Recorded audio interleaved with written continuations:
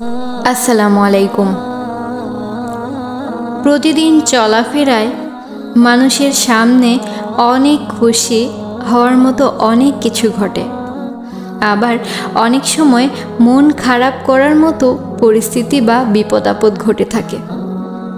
কখনো কখনো আমরা আল্লাহর নাফরমানি হয়ে যাই, ছোট ছোট গুনাহেও লিপ্ত হয়ে পড়ি। এই সব পরিস্থিতিতেও খুব সহজেই একজন মুসলিম আল্লাহর কাছে প্রিয় হতে পারে, সহজ কিছু গুণ আর আমলের মাধ্যমে। শুধু একটু সদিচ্ছার প্রয়োজন, শুধু একটু সদিচ্ছায় আল্লাহর প্রিয় করে তুলবে তোমাকে। জানো আল্লাহর কাছে সহজেই প্রিয় করে তোলে কোন গুণগুলো? প্রতিদিন ঘুম থেকে উঠে সর্বপ্রথম তুমি আল্লাহর শুকরিয়া আদায় করো, কারণ আল্লাহ তোমাকে সুস্থভাবে আবার জীবন দান দিয়েছেন। তোমাকে আরও একটা সুযোগ দিয়েছেন তোমার গুনাহের জন্য তার কাছে ক্ষমা চাওয়ার, নিজেকে পরিশুদ্ধ করার। তোমাকে সুস্থ রেখেছেন।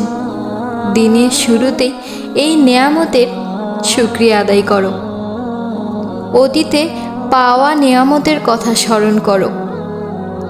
মহান আল্লাহর কাছে শুকরিয়া আদায় করো সে সকল পাওয়া না পাওয়ার বিষয়গুলো নিয়ে। সকল প্রশংসা আল্লাহর জন্য। হে আল্লাহ, তোমার জন্যই সকল প্রশংসা আর তোমার জন্যই সকল কৃতজ্ঞতা। তোমার প্রতিটি কাজে পাওয়ায় না পাওয়ায় মহান আল্লাহর কৃতজ্ঞতা আদায়ের অভ্যাস করে তোলো। দেখো মহান আল্লাহ তার নেয়ামতের পরিমাণ তোমার জন্য আরও বাড়িয়ে দেবেন। শীঘ্রই মহান আল্লাহ শুকর আদায়কারীদের প্রতিদান দেবেন। এই কথাটা মনে রেখো। প্রতিদিন তুমি যে সব ঘটনা বা পরিস্থিতি দিয়ে যাও, এতে এমন অনেক পরিস্থিতি আছে যা তোমার মনের মতো হয় না। এমন অনেক সময় আসে যা একদমই তোমার মনের বিরুদ্ধে, তোমাকে অনেক কষ্ট দেয়। কখনো হয়তো তোমার কোনো প্রিয়জনের অসুস্থতা বা মৃত্যু সংবাদ, আবার কখনো আর্থিক ক্ষতি। পরিস্থিতি যেমনই হোক না কেন, এই সময় মহান আল্লাহর ওপর ভরসা রেখো। ধৈর্য ধারণ করো। সবর বা ধৈর্য একটি গুরুত্বপূর্ণ গুণ।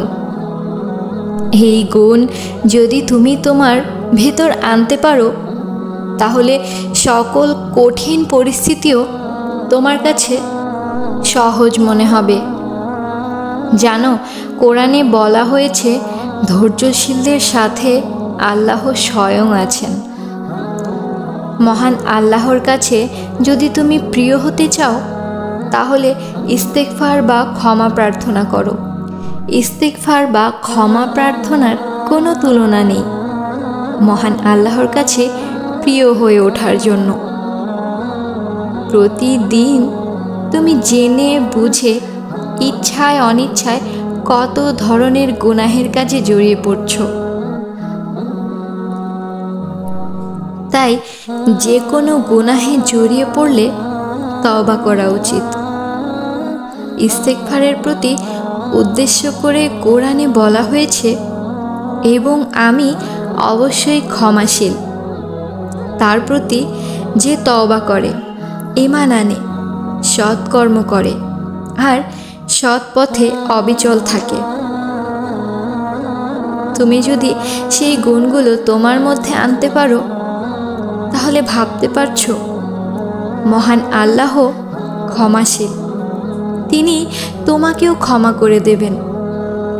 তার রহমতের হাত তোমার মাথায়ও থাকবে। বিষয়টা ভাবলেই মনের মধ্যে কেমন যেন অলৌকিক আনন্দ কাজ করে, তাই না? যে ব্যক্তি মন্দ কাজ করে ফেলে বা নিজের প্রতি কোনো জুলুম করে, তারপর আল্লাহর কাছে ক্ষমা চায়, সে অবশ্যই আল্লাহকে অতি ক্ষমাশীল পরম দয়ালু পাবে। মানুষ বিপদ আপদ শয়তানের প্রবঞ্চনা থেকে বেঁচে থাকার চেষ্টা করতে পারে, কিন্তু শত চেষ্টা করেও মানুষের পক্ষে তা করা সম্ভব না। আর বিপদ থেকে রক্ষা পাবে না যদি মহান আল্লাহ তাকে সাহায্য না করে। এই জন্য প্রতি মুহূর্তে মহান আল্লাহর কাছে আশ্রয় প্রার্থনা করো। তোমার সুখে দুঃখে সব সময় তুমি তার কাছে আশ্রয় চাও।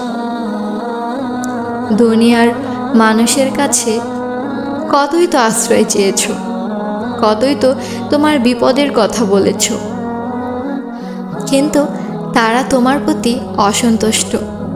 কিন্তু তোমার রব এত মহান, যখন তুমি তার কাছে আশ্রয় চাও তখন তোমার রব খুশি হয়ে যায়। তখন খুশি হয়ে তিনি তোমাকে আরও নেয়ামত বর্ষাতে থাকেন, আরও রহমত বর্ষাতে থাকেন। তাই তুমি তার কাছে আশ্রয় চাও, তার কাছে সর্বদা দোয়া করো। শুকর অর্থাৎ কৃতজ্ঞতা, সবর অর্থাৎ ধৈর্য, ইস্তেগফার অর্থাৎ ক্ষমা প্রার্থনা, ইস্তেহাজা অর্থাৎ আশ্রয় চাওয়া। জানো, এই চারটি কথা শব্দে অনেক ছোট, অনেক ছোট বলতে অনেক ছোট।